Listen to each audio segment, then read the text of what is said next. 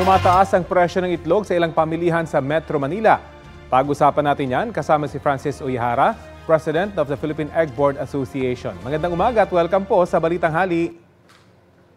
Magandang umaga po, Rafi, at sa lahat po ng nakikinig at nanonood po ng inyong programa. Opo, ano po yung nakikita niyong dahilan ng pagtaas sa presyo ng itlog gaya sa isang bagsakan sa Santa Cruz, Maynila na aabot sa 20 pesos yung itinaas kada tray? Tama po kayo na tumaas po ang presyo ng itlog ngayon.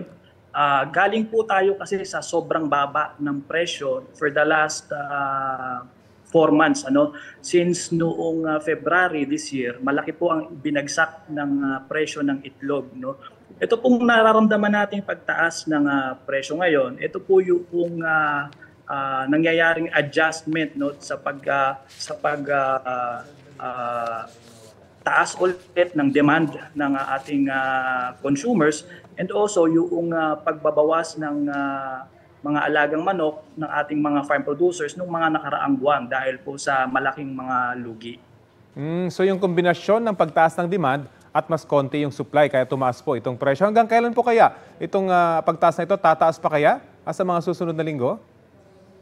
Actually, Sir Rafi, itong presyo pong nangyayari ngayon, ito po yung decent price. Kasi nanggaling nga po tayo sa bagsak presyo. Yung bagsak presyo po na yun ay malaki pong kalugihan sa ating mga farm producers. So, hindi lang po tayo kasi sanay na doon sa trending ng itlog. Pero ito pong current na presyo po ngayon, ito po ay yung nangyaring adjustment towards dun sa decent egg prices po natin. So sinasabi niyo po yung presyo ngayon, ito yung normal na presyo niya sa mga pangkaraniwang pagkakataon? Tama po kayo. Ito po yung normal na presyo. Ito po yung tamang presyo ng itlog kumpara doon sa summer season na sobrang bagsak. Ano naman po ba ang sitwasyon ngayon ng mga poultry farm owners na pinaka-naapektuhan noong kasagsagan po ng El Nino? Malaki po kasi ang kanilang mga naging lugi. Kaya napilitan po sila na mag-cost cutting.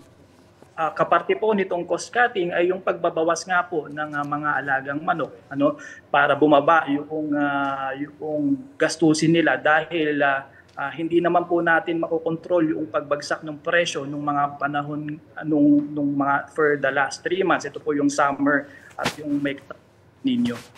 Sa inyong projection, hanggang kailan po kaya yung ganitong sitwasyon sa bentahan ng itlog? At again, tataas pa po ba yung presyo ng itlog? May possible po na tumaas pa po ng konti towards the end of this year. Ito po yung Christmas season. Pero rest assured po na ang ating industriya ay may kapasidad na magdagdag ulit ng ating mga manok. It will just take sometime para po mag-repopulate po yung mga nagbawas ng manok. Pero definitely, right now, wala po tayong shortage sa itlog. Towards the Christmas season, makakapagdagdag pa po ang industriya ng mga alagang manok para po matugunan yung pagtaas po ng demand towards the holiday season. Okay, maraming salamat po sa oras na binahagi nyo sa Balitang Hali. Marami pong salamat. Si Philippine Egg Board Association President Francis Uehara. Kapuso, alamin ang maiinit na balita. Bisitahin at mag-subscribe sa GMA Integrated News sa YouTube. Sa mga kapuso abroad, samahan nyo kami sa GMA Pinoy TV at sa www.gmanews.tv.